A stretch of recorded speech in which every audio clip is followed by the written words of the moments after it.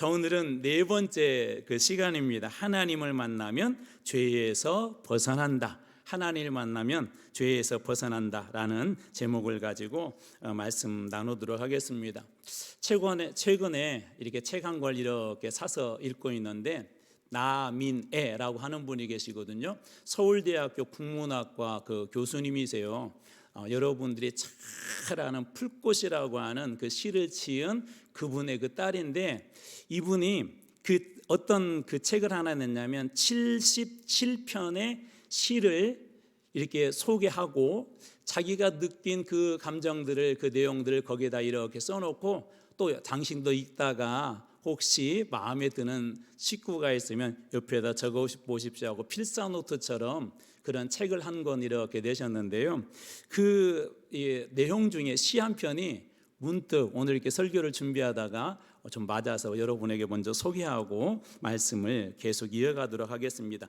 이성복이라는 시인이 계시는데, 이분의 그 시는 일상에 대한 이야기로 시작을 해서 그 다음에 존재, 그리고 철학적인 질문이나 철학적인 답변으로 점차적으로 발전하는 그런 시의 특징 등이 있는데요. 한번 그걸 기억하며, 전문은 아닌데 한번 들어보시기 바랍니다. 제목 서시. 간이식당에서 저녁을 사 먹었습니다. 늦고 헐한 저녁이 옵니다. 낯선 바람이 부는 거리는 미끄럽습니다. 사랑하는 사람이여, 당신이 맞은편 골목에서 문득 나를 알아볼 때까지 나는 정처 없습니다. 당신이 문득 나를 알아볼 때까지 나는 정처 없습니다. 이 내용이 이런 내용이에요. 하루의 삶이 이렇게 고단하고 힘들었던 것 같아요. 늦은 시간까지 일을 다 마치고 한 골목에 있는 허름한 간이식당, 잘 차려진 그런 식당이 아니라 허름한 그런 그 식당에 이렇게 들려서 늦은 저녁을 먹습니다. 그 허름한 그런 식당이나 주변의 모든 것들은 이 사람의 삶이 어떠했는지를 잘 보여주고 있고요. 또 식구 중에 이런 내용이 있었죠. 낯선 바람이 부는 거리는 미끄럽습니다 라는, 그것은 이 사람의 인생의 여정이 어떤지, 또 얼마나 위태로운지를 또 잘 보여주는 그런 내용입니다. 그러면서 이런 헐한 저녁, 초라한 저녁을 맞이하고 있는 그가 이런 고백을 하는데요. 사랑하는 사람이 나를 알아볼 때까지 정처 없다, 나는 정처 없다라고 이렇게 고백을 합니다. 다시 한번 잘 음미해 보십시오.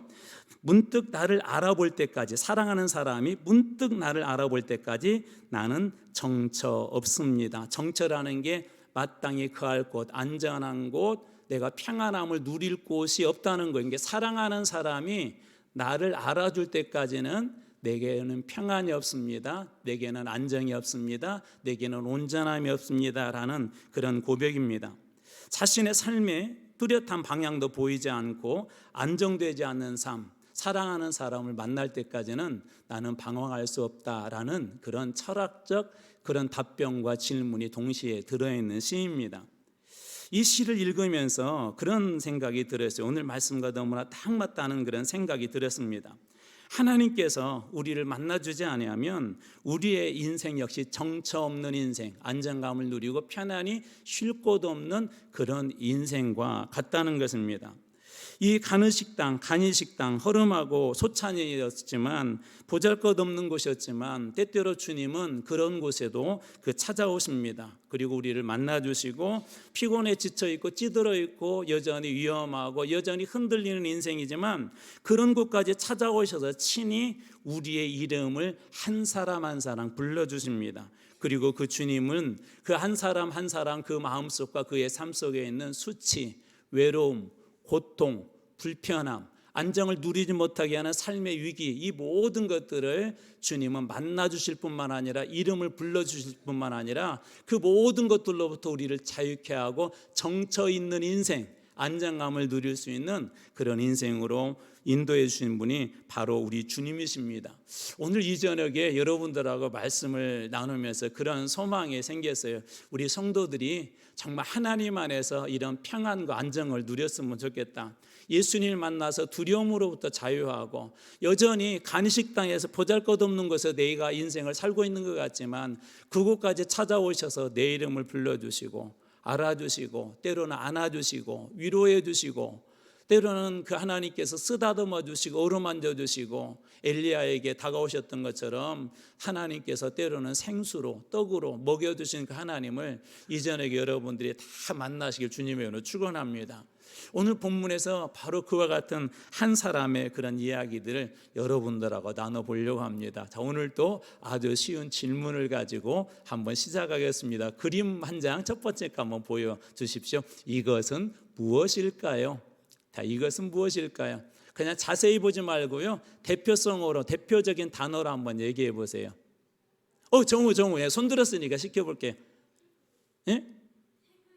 태그. 야, 목사님 그 영어 어려워가지고 내가 찾아봤는데 저기 영어로 뭐라고? 맞아요. 우리 정우가 얘기했는데 택이라고 그렇게 하기도 하고요.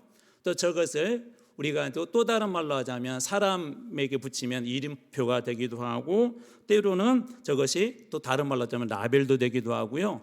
또 우리말에 이런 말도 있어요. 꼬리표라고 하는 그런 뜻이 있는데, 저게 어떻게 보면 상징성들이 있는 것이죠.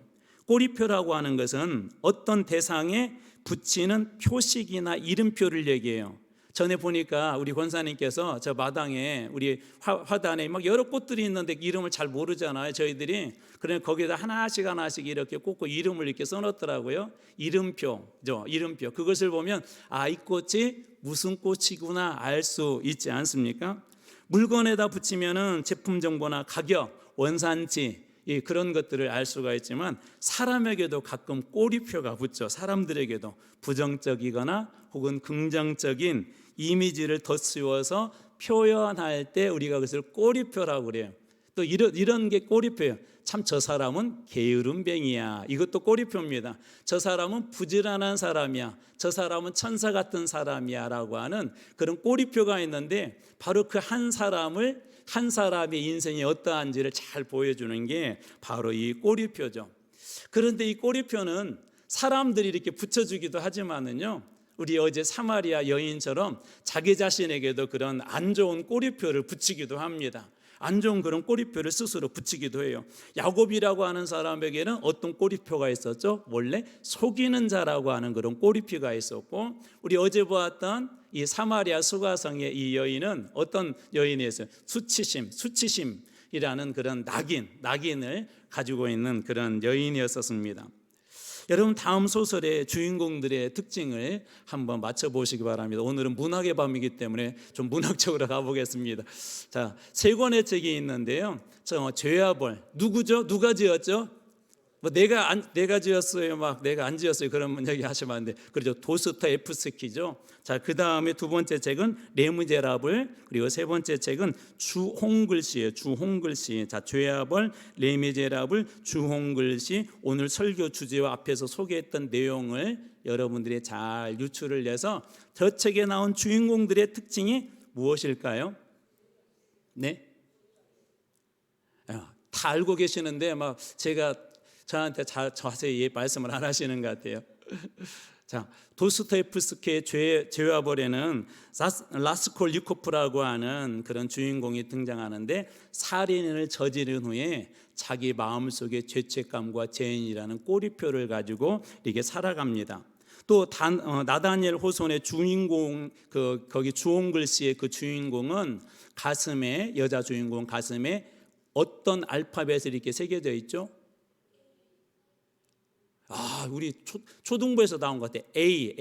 A가 써 있어요. A가 써 있거든요. 영어 A예요. 한글말 A 아니에요. 자, A가 이렇게 써 있는데, 이게 뭐냐면 우리 아이들이 좀 있어서 좀 그러는데, 가늠한 여자다라는 그런 그 표시입니다.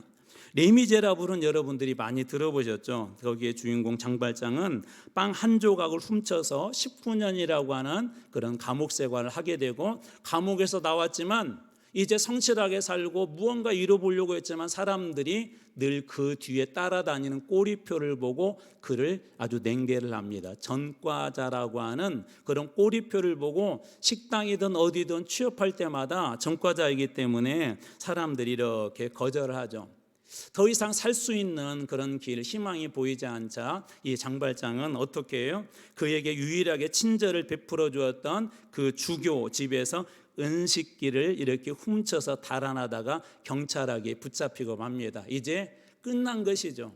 다시 한번 그 빵 하나 훔쳐서 19년이라는 감옥 생활을 했는데 은식기를 훔쳤기 때문에 이제 어떻게 보면 내 인생은 끝났다라고 그렇게 생각할 즈음에 경찰이 이제 확인하려고 그 주교에게 데리고 갔는데, 저것은 저 장발장이 훔친 게 아니라 제가 선물로 준 것입니다. 그러면서 이렇게 얘기합니다. 왜 내가 주었던 은초대는 가지고 가지 않았나라고 이 주교가 그렇게 이야기합니다.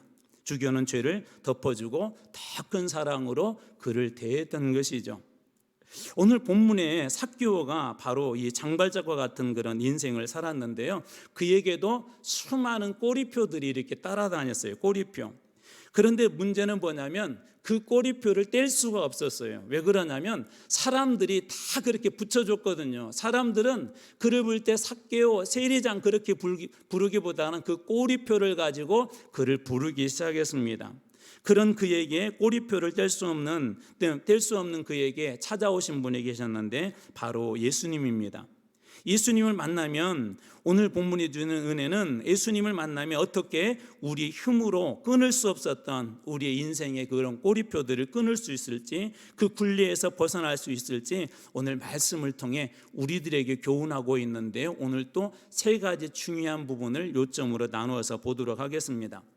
먼저 오늘 본문의 배경이 되는 것은 여리고라는 거예요. 여리고는 어떤 것이죠?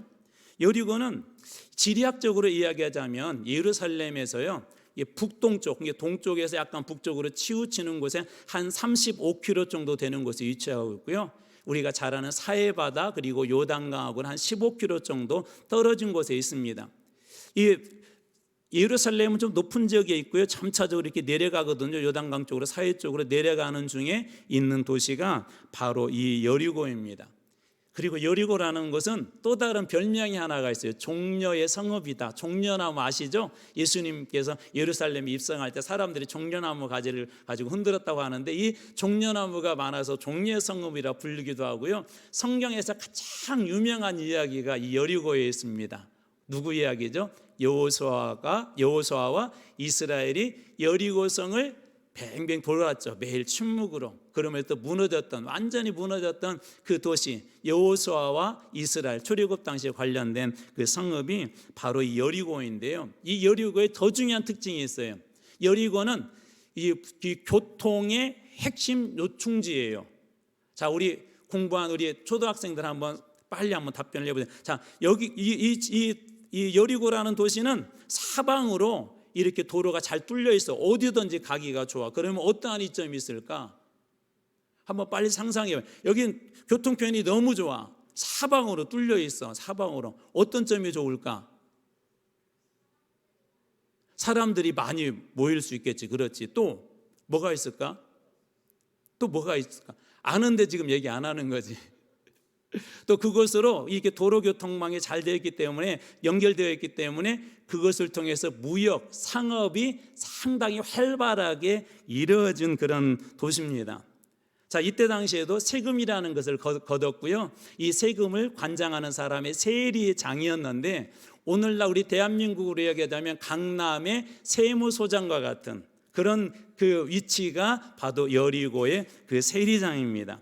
바로 이곳에 그 세리장이 누구냐면 오늘 본문에서 우리가 읽었던 삭개오라고 하는 그 사람인데요, 이 삭개오의 그 정체에 대해서 2절 말씀이 이렇게 얘기합니다. 삭개오라 이름하는 자가 있으니 세리장이요 또한 부자라 라고 되어 있는데, 여리고의 세리장이고 부자인데요, 삭개오라는 이름은 이런 뜻이 있어요. 깨끗한 사람, 순결한 사람이라는 그런 뜻이 있습니다. 그런데 불행하게도 그의 이름답지 않게 사람들은 삭개오 그렇게 부르지 않고 우리식으로 얘기하자면 매국노, 또 날강도 혹은 도둑이라고 사람들은 그에게 꼬리표를 붙여서 그를 삭개오의 이름을 그렇게 불렀습니다. 자, 이름이 아까 또 어떤 뜻이 있다고 그랬죠? 깨끗한 자, 또 순결한 자, 그런 뜻이 있는데 그는 그렇게 깨끗하게 살지도 못했던 그런 사람입니다. 그래서 도둑이다 혹은 날강도라고 하는 그런 꼬리표를 사람들이 붙여준 것이죠. 유대인들의 입장에서 보면 이와 같은 삶은 어떤 삶이냐면요, 도저히 구제할 수 없는 사람이라는 뜻의 구제불능이 바로 이 삭개오였습니다. 삭개오는 어떤 사람이라고요?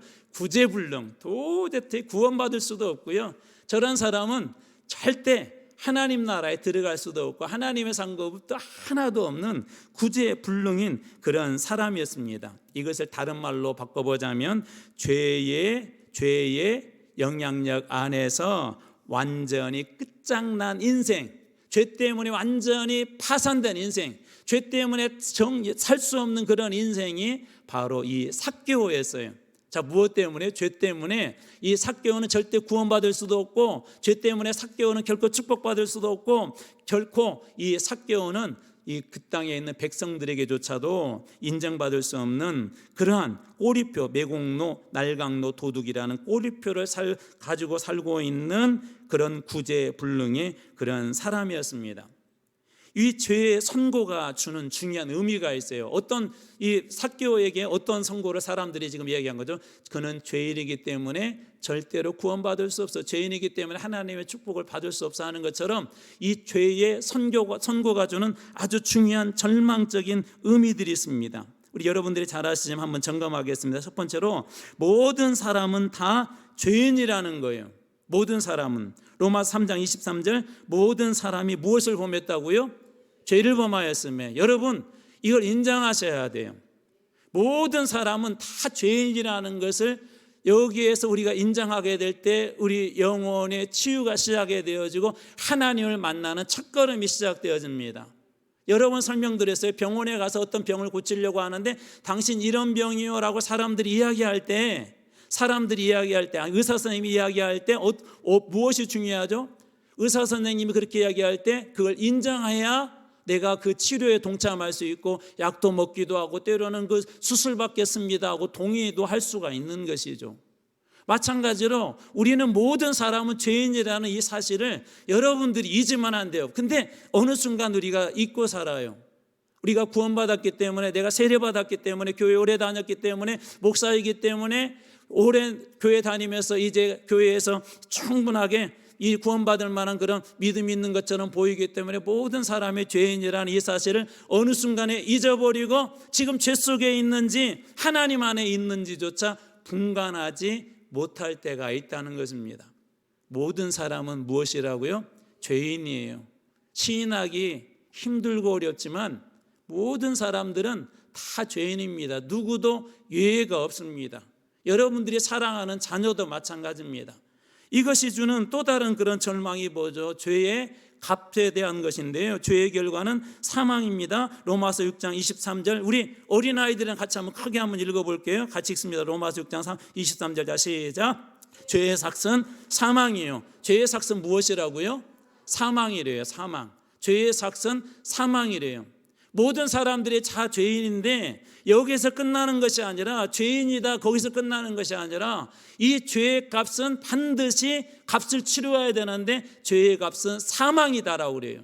단순히 육체적인 죽음을 이야기하는 것이 아니라 영적인 의미로 그냥 하나님과 우리의 완전히 단절된 상태를 이야기하는 것입니다. 이것이 주는 의미는 뒤에서 한 번 더 설명을 할게요. 또 하나 더 중요한 사실이 있는데, 이 모든 사람은 죄인이며 우리는 이 죄의 삭은 사망인데, 이것은 그냥 이론에 그치는 것이 아니라 반드시 하나님께서 이렇게 하시겠대요. 고린도서 5장 10절 말씀, 이는 우리가 다 반드시 그리스도의 어디 앞에 나타나게 된대요? 심판대 앞에. 어디 앞에 나타난다고요? 심판대 앞에. 우리가 다 그리스도의 심판대 앞에 다 올려지는 그런 날이 있대요.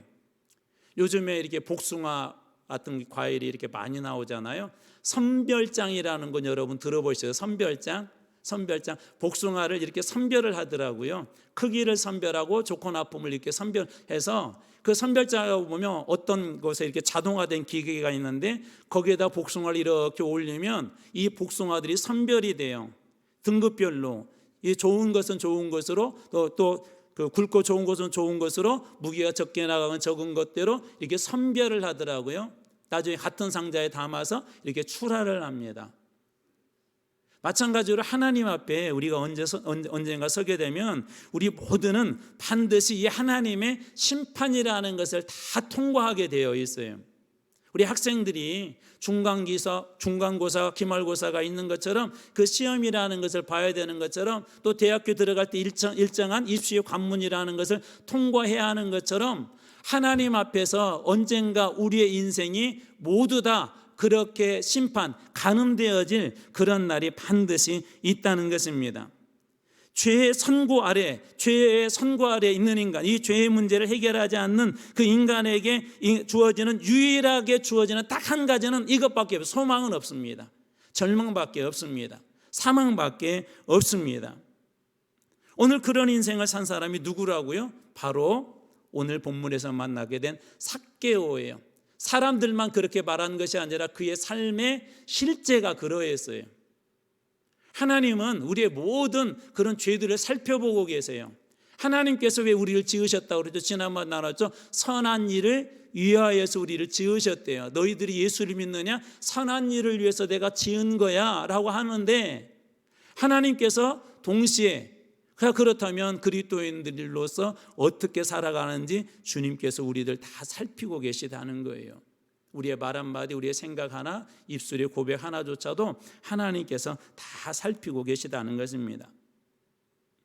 이런 죄의 심판 아래 놓여있는 인생에게 다가오는 불행한 한 가지 현상이 있어요. 불행한 한 가지 현상, 무엇이냐면 에레미야 2장 13절입니다. 내 백성이 두 가지 악을 행하였나니 곧 그들이 생수의 근원되는 나를 버린 것과 하나님을 버린 것, 그것이 첫 번째 악이고요. 두 번째 악은 스스로 웅덩이를 판 것인데, 웅덩이를 파서 샘물을 넣고 무엇인가를 저장하기도 하고 무엇인가 얻기를 위해서 스스로 웅덩이를 팠는데, 그 웅덩이는 물을 가두지 못할 어떤 웅덩이다? 터진 웅덩이다.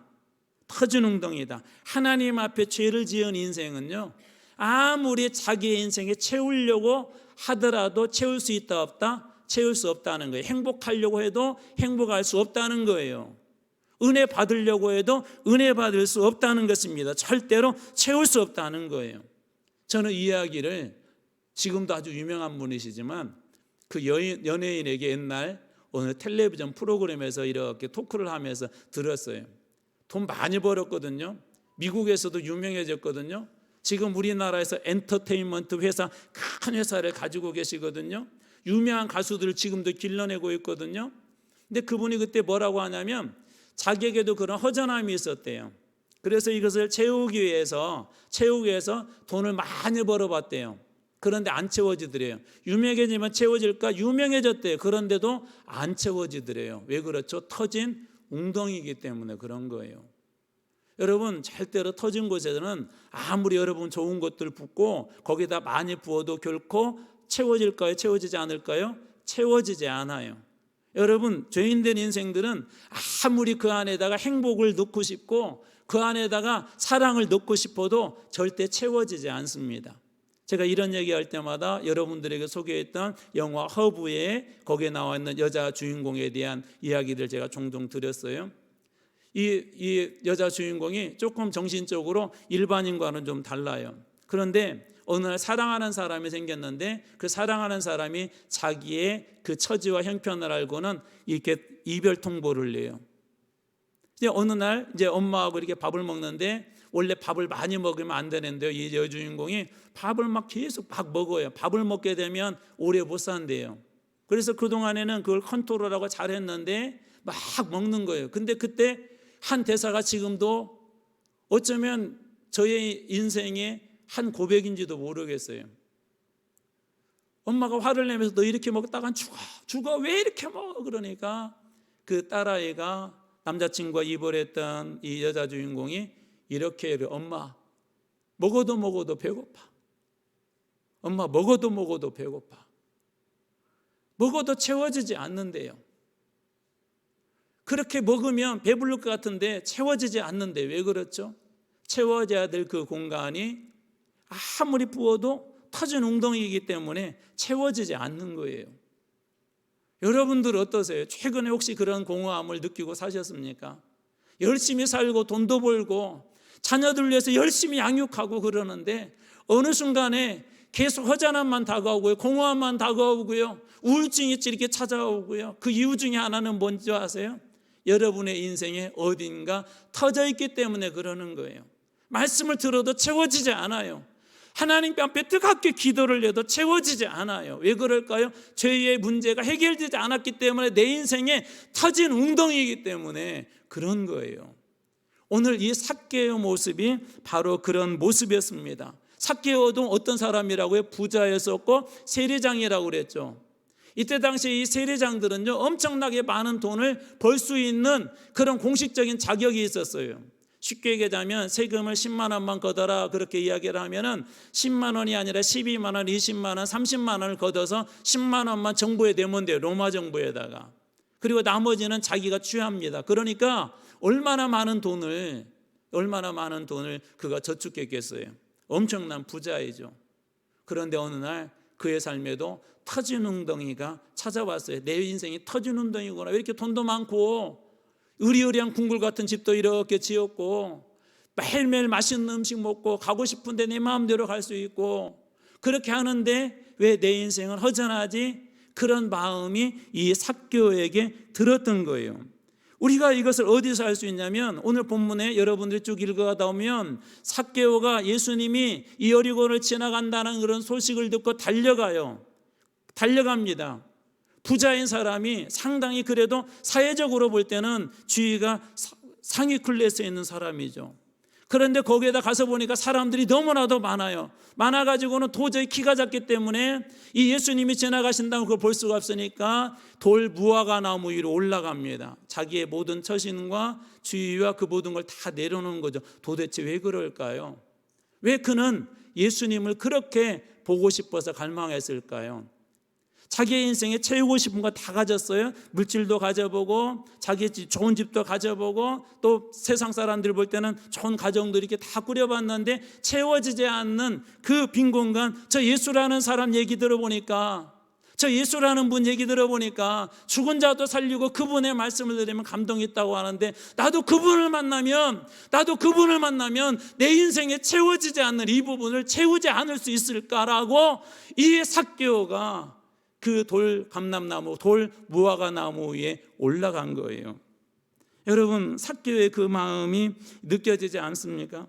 예수님께서 그를 발견하죠. 그리고 그에게 다가오셔서 이렇게 누가복음 19장 5절에는 이야기합니다. 예수께서 그곳에 이르러 이 삭개오가 올라간 돌 무화과 나무 가까이 온 곳에 이르러서 그 다음을 여러분 주의 깊게 한번 잘 빨리 마음속에 되새겨 보세요. 이것이 여러분이 어떻게 다가오느냐. 자, 꼬리표라는 걸 상상하고 들여보세요. 매국노, 도둑놈, 날강도 사람들이 늘 지나갈 때마다 그렇게 이야기했어요. 이 도둑놈, 날강도, 매국노라고 그렇게 꼬리표를 붙여서 사람들은 그렇게 불렀는데 예수님의 음성을 들어보십시오. 누가복음 19장 5절 예수께서 그곳에 이르사 삭개오가 있는 곳에 이르사 쳐다보시고 올라갔으니까 쳐다보셨겠죠. 이르시되 말씀하시되 삭개오야 속히 내려오라 내가 오늘 내 집에 유하여야 하겠다 하시니. 느껴지시나요? 제 목소리가 성부 같지 않아서 못 느끼시겠어요? 삭개오야 삭개오야. 사람들은 어떻게 불렀다고요? 매국노, 날강도, 도둑놈. 그런데 자, 삭개오야. 삭개오가 어떤 뜻이라고 그랬죠? 깨끗하다, 깨끗한 자야, 순결한 자야 라고 그의 이름을 다정하게 부릅니다. 우리 아이들이 가끔 높은 담에 올라가면 부모들이 화들짝 떨면서 막 이렇게 화를 내죠. 왜 거기 올라가서 그러다 떨어지면 예수님께서 그렇게 부르시는 게 아니에요. 너 떨어지니까 빨리 내려와라 그렇게 부르시는 것이 아니라 예수님께서 그의 마음과 그의 생각을 아신 거예요. 그래서 그에게 찾아가신 거예요. 그 앞에 서신 거예요. 예수님은 원래 위에 계신 분이세요. 예수님 위에서 아래 내려다보는 분이세요. 그런데 예수님은 그 위에 올라가는 삭개오를 쳐다보면서 삭개오야 속히 내려오라 내가 오늘 내 집에 유해하겠다라고 주님께서 그의 이름을 불러주십니다. 여러분 혹시 누군가 여러분의 이름을 불러주었을 때 눈물이 활칵 쏟아져 본 그런 경험이 있습니까? 산속에서 길을 헤매고 있는 아이들이 있었어요. 그 산속에서 무서운 여기저기에서 밤 짐승의 소리들이 들려오고 사방이 캄캄합니다. 하필이면 달조차도 이제 거의 달빛조차도 보이지 않는 것, 또 하필이면 깊은 숲속에 여기저기에서 무서운 동물의 울음소리가 들려올 때 얼마나 두렵고 떨릴까요? 사람들은 그렇게 어딘가 잃어버린 그 아이들을 찾기 위해서 이 동네 사람들이 횃불을 들고 산을 오르기 시작합니다. 아이들이 있는 곳에 가까이 갑니다. 그러고 나서 횃불을 이렇게 비춰보니까 차 멀리 아이들이 있는 것 같아요. 소리 보니까 아이들 같아요. 그래서 가까이 가서 묻습니다. 정우야, 정우 봤지? 여러분, 그럴 때 이 아이들이 어떻게 반응했을 것 같아요? 눈물을 활칵 쏟았을 것 같아요. 이제 내가 두려움에서 이제 자유할 수 있겠구나. 이 어둠 속에서 나는 살 수 있겠구나. 저 짐승의 울음소리로부터 나는 보호받을 수 있겠구나. 삭개오에게 들려준 그 음성은 그런 주님의 음성이었어요. 최근 하나님께서 여러분에게 그렇게 여러분의 이름을 불러주시고 여러분들이 들어본 그런 경험은 언제이십니까? 두렵게 떨릴 때, 내가 어디로 가야 될지 모를 때, 어둠 속에 홀로 있는 것 같을 때, 아무도 나를 도와주지 않을 때, 인생의 문제 때문에 혼자 괴로워할 때, 아무개야 라고 불러주시는 그 주님의 음성을 오늘 이 저녁 여러분들이 다 들으시길 주님의 이름으로 축원합니다. 주님께서 여러분 이름 한 분 한 분을 안 부르시는 게 아니에요. 왜 우리는 주님을 볼 수 없고 왜 주님의 음성을 못 들을까요? 우리 세상적인 방법으로 설명해 보겠습니다. 너무나도 주님과 멀리 떨어져 있기 때문에 그래요. 저희 아이들이 서울에 있는 아이들이 있거든요. 제가 여기서 아무리 큰 소리로 마이크를 이렇게 켜고 불러도 우리 아이들에게 들릴까요? 안 들릴까요? 믿음이 좋으셔가지고 어떤 분은 목사님이라면 들릴 것 같아요. 안 들려요. 왜 그렇죠? 왜 그렇죠? 거리가 너무나도 많이 떨어져 있기 때문에. 하나님이 말씀하시지 않는 게 아니에요. 하나님이 여러분에게 손을 내밀지 않는 게 아니에요. 우리가 어느 순간 하나님으로부터 멀리 떨어져 있기 때문에 그걸 듣지 못하는 것이에요. 기도한다고 하면서도 하나님으로부터 마음이 떨어져 있기 때문에 하나님의 그 응답의 그 약속의 말씀을 듣지 못하는 거예요. 하나님께서 여러분의 이름을 간절히 부르고 계시지만 여러분들이 멀리 떨어져 있기 때문에 하나님의 그 음성이 들리지 않는 것입니다.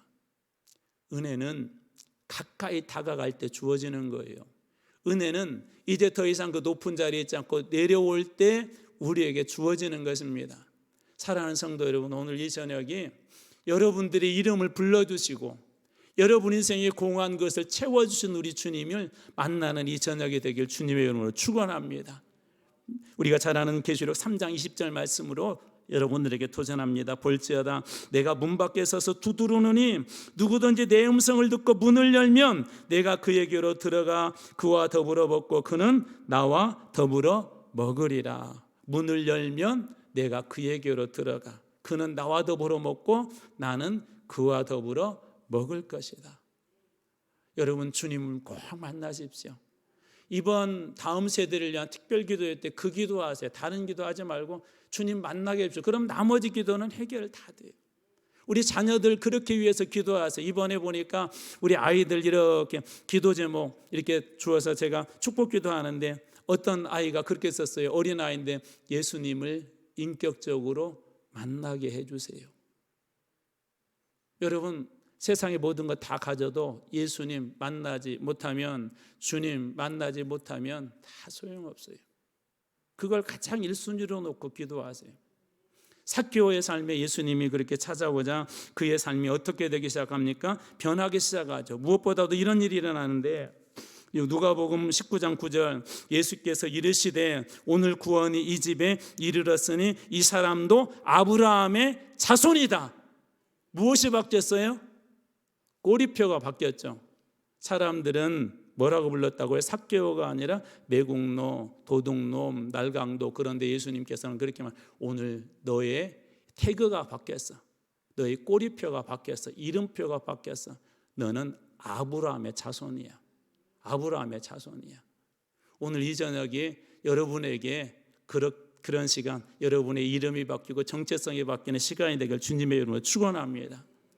그에게 일어난 놀라운 한 가지 현상이 있었어요. 19장 8절 삭개오가 서서 주께 여짜오되 주여 보시옵소서 내 소유의 절반을 가난한 자들에게 주겠사오며 만일 누구의 것을 속여 빼앗은 일이 있으면 네 갑절이나 갚겠나이다. 소유의 절반을 가난한 자들에게 속여 빼앗은 것은 네 갑절로 갚겠다고 하는데요. 이것 때문에 여러분 잘 기억하세요. 이것 때문에 구원받은 건 아니에요. 다시 말씀드려요. 이것은 구원받은 이후에 자연스럽게 나타나는 현상이에요. 자연스럽게. 어떤 사람이 여기에 팔이 부러졌는데 병원에 가서 이렇게 깁스도 하고 수술도 잘했어요. 어느 시간이 되어서 이것을 다 풀어내게 하면 어떻게 돼서 팔이 성해지니까 자연적으로 움직일 수 있겠죠. 마찬가지로 구원받았기 때문에 자연적으로 그가 그렇게 하나님의 말씀 이상으로 순종할 수 있었던 거예요. 구원받았기 때문에. 여러분 구원받은 자들에게 일어나는 현상이 있어요. 구원 얻기 위한 조건이 아니라는 거 다시 말씀 한번 드려요. 구원을 얻기 위한 조건이 아니라 구원받았기 때문에 이런 현상이 일어났는데 구원받은 자들에게 일어나는 현상이 있어요. 첫 번째로 죄에 대한 민감함과 회개를 가져요. 반드시 내가 구원받았는지 안 받았는지는 어디서 보시면 하냐면요, 구원이 죄에 대한 민감함이 있어요. 죄에 대한 민감함. 그리고 가장 첫 번째 이 회개를 해요. 그냥 민감함에 끝나는 것이 회개합니다. 요한일서 3장 9절 하나님께로부터 난 자마다 죄를 짓지 아니하나니 이는 하나님의 씨가 그 속에 거하며 그도 범죄하지 못하는 것은 하나님께로부터 났습니다. 하나님께로 난 자마다 죄를 짓는다 안 짓는다? 짓지 아니하나니. 저는 여러분들이 하나님께로 난 자인 것을 믿습니다. 여러분 죄를 짓지 아니한대요. 명확하게 구분이 되는 거예요. 죄인지 아닌지 구별이 되는 거예요. 두 번째로 구원받은 자에게 일어나는 현상이 있는데 열매를 맺어요. 믿음이나 신앙 열매를 맺습니다. 요한복음 15장 5절 나는 포도나무에 너희는 가지라 그가 내 안에 내가 그 안에 거하면 사람이 열매를 많이 맺나니. 갈라디아 5장 22절 말씀 오직 성령의 열매는 하면서 열매를 맺는데요. 구원받은 자들에게는 열매가 당연하게 맺혀지는 거예요. 사과나무가 자라서 꽃이 피고 때가 되면 열매가 자연히 맺는 것처럼 구원받은 자들에게는 열매가 있어요. 여러분들에게는 어떤 열매가 맺혀지고 있습니까? 세 번째로 구원받은 자에게 자연적으로 일어나는 현상이 있는데 가치관이 바뀌어요. 고린도전서 10장 31절 그런즉 너희가 먹든지 마시든지 무엇을 하든지 다 무엇을 위해서? 하나님의 영광을 위해서 한대요. 자기 욕심이 아니라 자기 주장이 아니라 누구의 영광을 위해서요? 하나님의 영광을 드러내려고 한대요. 내 이름은 가려져도 괜찮아요. 내 이름은 십자가로 향하고 있어도 괜찮아요. 그런데 이런 사람들은 뭐냐면 하나님의 영광을 자꾸 드러내요. 영광을 가리는 인생이 아니라 드러내요. 구원받은 자에게 자연스럽게 나타나는 현상입니다. 이건 자연스러운 거예요. 자연스러운 거. 계절이 자연스럽게 때가 되면 바뀌는 것처럼 자연스러운 것이라는 것입니다. 그런데 이 일이 지금 누구에게 일어났어요? 삭개오에게. 말씀 정리합니다. 그에게 꼬리표가 있다고 그랬죠. 꼬리표. 그는 죄인이었어요. 사람들이 웅성거렸어요. 저 사람 예수가 의인이라면서 저 죄인의 집에 가는 웅성거릴 정도로 사람들에게 꼬리표가 없는 죄인, 날강도, 매국노 같은 꼬리표가 있는 그 사람이 어디에서 예수님을 만나요? 여리고에서 돌 무화과 나무에 올라가서 그곳에서 예수님을 만나죠. 그리고 자기 집에 초청을 하죠. 그리고 나서 그의 태그, 이름표, 꼬리표가 바뀌었죠. 아브라함의 자손이다. 여러분 이처럼 하나님을 만나면 죄인 된 인생이 하나님께서 기뻐하시는 아브라함의 자손이 될 줄로 믿으시기 바랍니다. 혹시 교회 오래 다녔는데 아직도 구원에 확신이 없다면 오늘 이 저녁 하나님 앞에 한번 그렇게 부르짖어 보지 않겠습니까? 혹시 내가 오래 예수도 믿고 직분을 가져서 구원받았다는 그 생각에 사로잡혀 이렇게 쭉 살아왔는데 아직도 천국에 분명히 들어갈 것이라는 그런 소망이 없다면 오늘 이 저녁 여러분들에게도 이 여리고 그리고 돌 무화과 나무가 있길 주님으로 축원합니다. 내가 내 집에 들어가야겠다 할 때 주님 모셔드리십시오. 주님께서 우리 모두를 여러분 초청하고 계십니다. 누가복음 19장 10절입니다. 인자가 온 것은 잃어버린 자를 찾아 무엇하기 위해서? 구원하려 함이니라. 오늘 죄와 상처의 나무 위에 있는 우리를 똑같이 주님께서 부르세요. 아무개야 이제 내려와라. 아무개야 이제 그 자리에서 내려와라. 아무개야 이제 내려와라. 내가 오늘 너와 함께 하겠다. 내 집에 유해야 되겠다. 예수님을 만나면 죄인된 인생의 그 삶이 다 끝나고 예수와 함께하는, 우리 주님과 함께하는 천국의 삶이 시작될 줄로 믿습니다. 여기 우리 아이들에게 그 축복의 길 주님의 이름으로 축원합니다. 우리 청년들에게 그와 같은 축복의 길 주님의 이름으로 축원합니다. 우리 권사님들, 집사님들, 또 우리 장로님들, 이곳에 함께 모든 분들에게 그 은혜가 있길 주님의 이름으로 축원합니다. 기도하겠습니다. 하나님 아버지, 오늘 저희들에게 삭개오의 한 인생의 모습을 통해 저희들 안에도 남들이 달아준 태그, 꼬리표, 혹은 우리 스스로 달고 있는 그런 꼬리표들이 있음을 알게 되었습니다. 주님, 그 꼬리표 가지고 우리 인생에 결코 채울 수도 없고 만족할 수 없음도 보았습니다. 주님 앞에 달려가게 하여 주시고 주님을 만나게 하여 주시옵소서. 삭개오야 내려오라 라고 말씀하신 것처럼 저희들에게도 이름을 불러주시고 내가 오늘 너와 함께 유하여야 되겠다라고 하는 약속된 음성을 들려주시옵소서. 다시는 죄에 살아가지 아니하도록, 죄에 얽매이지 아니하도록 우리 어린아이들로부터 우리 장년의 모두에 이르기까지 하나님의 거룩한 은혜 속에 들어가 이 땅에 살지만 천국의 은혜를 누리며 사는 인생들 될 수 있도록 주님 저희의 걸음을 인도하여 주시옵소서. 감사드리며 예수 그리스도 이름으로 기도리옵나이다. 아멘.